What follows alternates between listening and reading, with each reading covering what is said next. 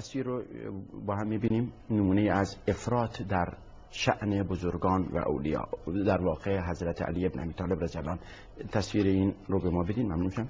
گفت همه نشسته بودن پیش پیغمبر، یک باره دیدن یه موجود عجیب الهیکل اومد تو مسجد. همه وهمشون گرفت، پیغمبر فرمود هیچ کس نترسه، با شما کار نداره، مقصودش منم. محضر پیغمبر که رسید گفت یا رسول الله اصحابت از من ترسیدن، خودمو معرفی کنم. پیغمبر فرمود خودتو برای اینا معرفی کن. گفت رو کرد به اصحاب پیغمبر، گفت اسم من حام ابن حیم ابن لامس ابن ابلیس، از طایفه عجنه و از دسته شیاطینم. از اول حبوط آدم بودم تا همین آلایی که خاتم الانبیا آمدن. برای یه سوال پیش پیغمبر رسیدم. پیغمبر فرمودن سوالتو بپرس. گفت سوال من اینه یا نبی الله یا رسول الله، همین جوری که گفتم از حبوط آدم تا الانی که شما آمدید من مجموعه ایام دنیا رو درک کردم، چون پدر ما ابلیس قسم خورده بود نگذاره آدم و بچه‌هاش بندگی خدا کنن، ما مأمور بودیم آدم و بچه‌های آدم رو اذیت کنیم، گمراه کنیم، اینا عبادت خدا نکنن. اما سر به سر آدم ابوالبشر که میذاشتیم یک باره میدیدیم یک آقایی نورانی هویدا میشه، نهیبی بر ما میزد که از ترس نهیب او جرأت نمیکردیم دیگه دوروبر آدم آفتابی بشیم. میگفتیم این پیغمبر بعدیه. و پیغمبر فرمود اگر ببینیش میشناسی؟ و بله آقا، که کل عمرم دیدم، بعد الان ببینم نمیشناسم. امیرالمؤمنین سمت راست پیغمبر نشسته بود، سرش انداخته بود پایین، دست برد حضرت زیر چونه امیرالمؤمنین، سر آورد بالا، فرمود یه نگاه کن همین آقا بود یا نه؟ تا حام ابن حیم چشمش به سیمای امیرالمؤمنین افتاد، مثل سپنج رو آتیش از جا پرید. گفت والله قسم حامی انبیا یاور مؤمنین نبود الا همین جوونی که کنار شما نشسته. این کیه یا رسول الله؟ حضرت فرمود ذاک اخی و ابن عمی و وصی و وارثی و موضع سری ابا الحسنین مولا الکونین امام الثقلین یعقوب الدین رئیس الموحدین قائد غر المحجلین. بله، کف زدن ها. فقط مونده بود که رقصش کم بود. غالب کل غالب، مظهر کل عجائب، خالق کل. بعد این ادامه داد دیگه، گفت حام ابن حیم ابن لام ابن کام ابن کاشام ابن لام و رفت به ابن ابلیس، رسون به ابلیس. شهادت به این که حضرت علی این بوده و اون بود. حضرت علی قحطی فضائل نداره که بایستی با این فضائل ساخت. نسلا در نسل رو فرزند ابلیسی درست کرد و این فرزند ابلیس بیاد شهادت بده به حضرت علی. ما الان این آیت الله، این حاج آقا بیاد و استناد بکنه به یک مطلب یک شیطان، فرزند جد پنجم ششم ابلیس شد. حام ابن حمیم ابن لام ابن شام ابن کام ابن ابلیس ابن نمیدونم از کجا برسد. روایت مهم نیست، مردم هم کف میزنن.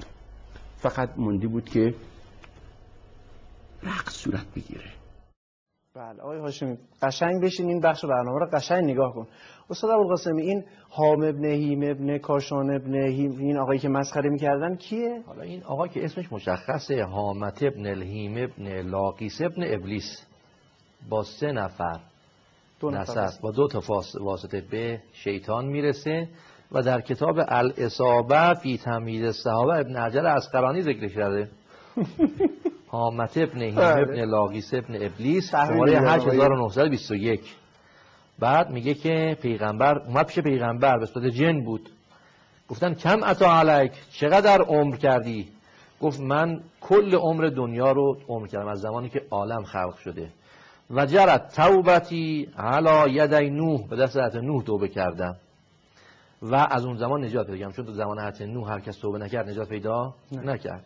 همراه حضرت ابراهیم بودم، با حضرت موسی، با حضرت عیسی. اومدم به شما هم سلام برسونم و بعد از پیغمبر قرآن هم یاد گرفته.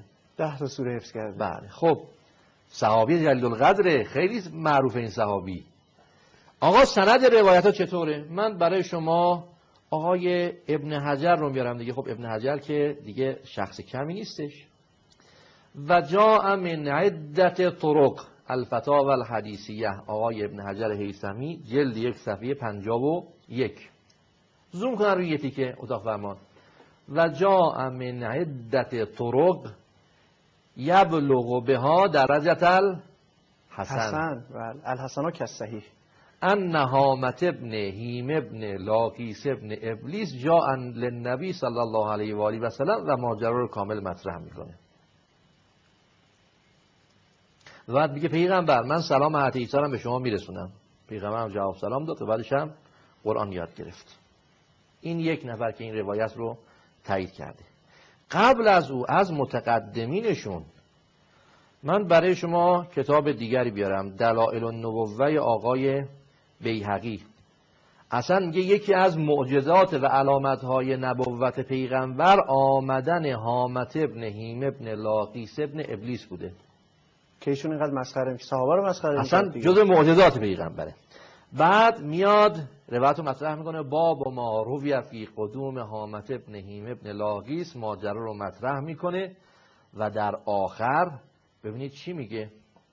کل ماجرا، حالا طولانی ماجراش، در آخر میگه یک سندش بله ابو معشر مدنی است، قد روى عنه الکبار الا ان اهل العلم بالحدیث یضعفونه، یه نفر ضعیف توش داره. و قد روی هذا الحدیث من وجه آخر اقوام، یعنی اصلا سند حسن هم داره. یعنی آقای ابن حجر هیثمی با تعدد طرق درستش کرد، آقای بیهقی میگه نه من خودم براش سند حسن سراغ دارم. خب آقای هاشمی شما اومد یک صحابی جلیل القدر پیغمبر رو بهش جسارت کردی، حکم شما چیه؟ صحابیه دیگه، در کتب صحابه آوردن، سندش هم از خیلی از صحابه هایی که شما دارین قوی تره از اون کسایی که ما آوردیم. مثلا دروغیون بودن، قعقاع ابن عمرو چی از اون آوردیم، اونا که اصلا خودشون گفتن جعلیه، اما این نه، علمای شما گفتن سندش معتبره. شما میگی این آدم نوه شیطان، خب نوه شیطان شده صحابی شما، چیکارش کنیم ما الان؟ چون نوه شیطانه دیگه. آقای هاشمی گفت با 2 تا فاصله به پیغمبر ابلیس رسیده. حالا باید خدا رو شکر کنن این نسبش مشخصه، اقلا این نسبنامه‌ای داره. خود آقای هاشمی، آقای هاشمی نسبنامه شما به کی میرسه؟ آقای ابوالقاسمی، استاد ابوالقاسمی، آقای هاشمی نداره، ولی آقای حیدری که نسبش بله اون رو ما کار شراب رفتیم و مشخص شد آقای عبدالله حیدری به کی میرسه، چون نسبش مشخص نه، هر کی نسبش مشخص باشه نمیخواد میندازنش بیرون. آقای عبدالله حیدری از شکل انداختن بیرون، به این نسبش مشخص بود.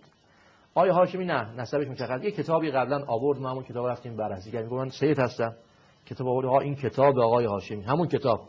اینم کتاب علم انساب، میگه اصلا همچین نسبی وجود خارجی نداره. نسب هامة ابن هیم ابن لاقیس ابن ابلیس با سند معتبر ثابت میشه، نسب آقای هاشمی هیچ سند معتبری نداره. اون وقت این آقایی که نسبش اینطوره به صحابی جلیل القدر پیغمبر جسارت